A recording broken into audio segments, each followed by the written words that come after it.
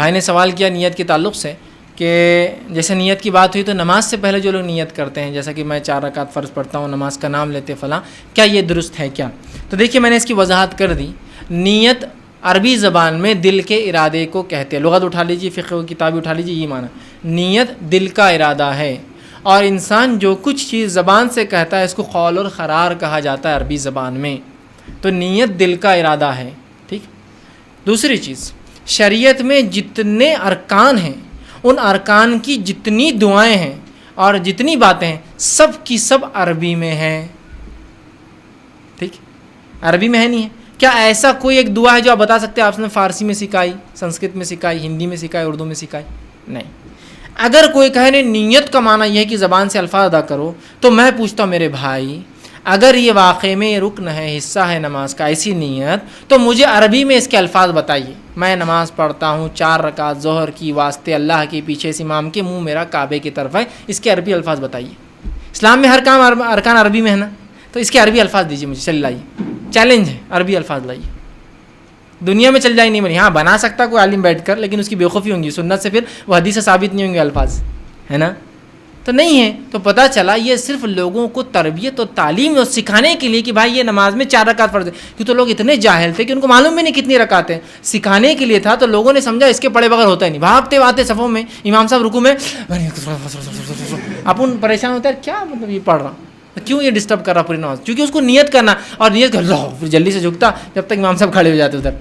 یہ تو رکوع جلدی جلدی اسپیڈ میں چلتے اپنے پاس، تو وہ کھڑے ہو جاتے. تو وہ نیت کیا کر رہے تھے بھائی تیرے تم یہ بک بک؟ تو بولے نیت کرنا. نیت دل کا ارادہ ہے، الفاظ زبان سے کہنا یہ سنت سے ثابت نہیں نماز میں. اور اگر کوئی نماز کی نیت زبان سے کرتا ہے تو یہ بدعت ہے. آپ کی عبادت کی شروعات آپ بدعت سے کر رہے ہیں. میں نماز پڑھتا ہوں فلاں. ہم جب چھوٹے تھے عربی میں جاتے تھے تو ہمارے امام صاحب سے اچھے ٹرمز تھے، تھوڑے سے ان سے مذاق مستی کرتے رہتے تھے. تو پڑھاتے رہتے تو ہم جو ہے بچوں کو جب نماز کا ٹائم ہوتا تو بولتے اوپر جاؤ، چلو اوپر پڑھو.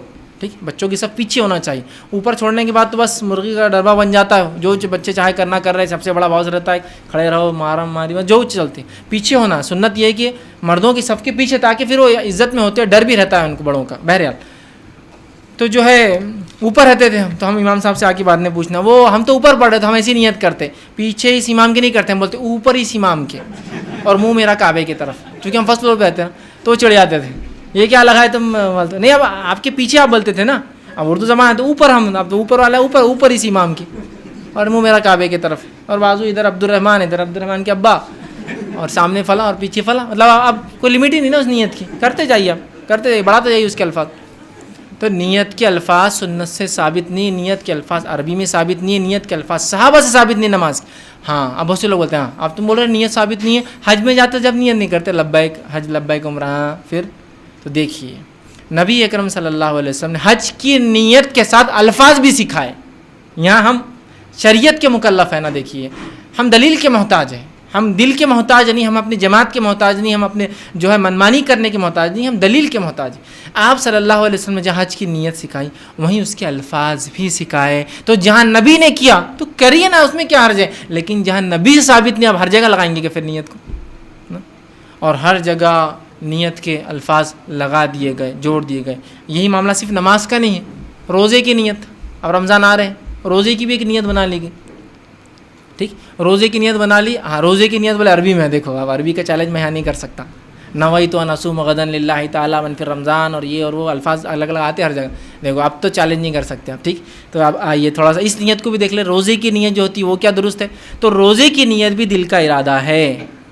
اگر کوئی لفظی نیت کو نیت مان لے تو کہاں پھنستا ہے معلوم؟ آ کر وہ سمجھ لیجئے وہ سحر میں نہیں اٹھ سکا، بولتا نیت ہی نہیں ہوئی، فجر کی اذان ہو رہی اٹھا، اور نیت روزے کی فجر سے پہلے ہے نا.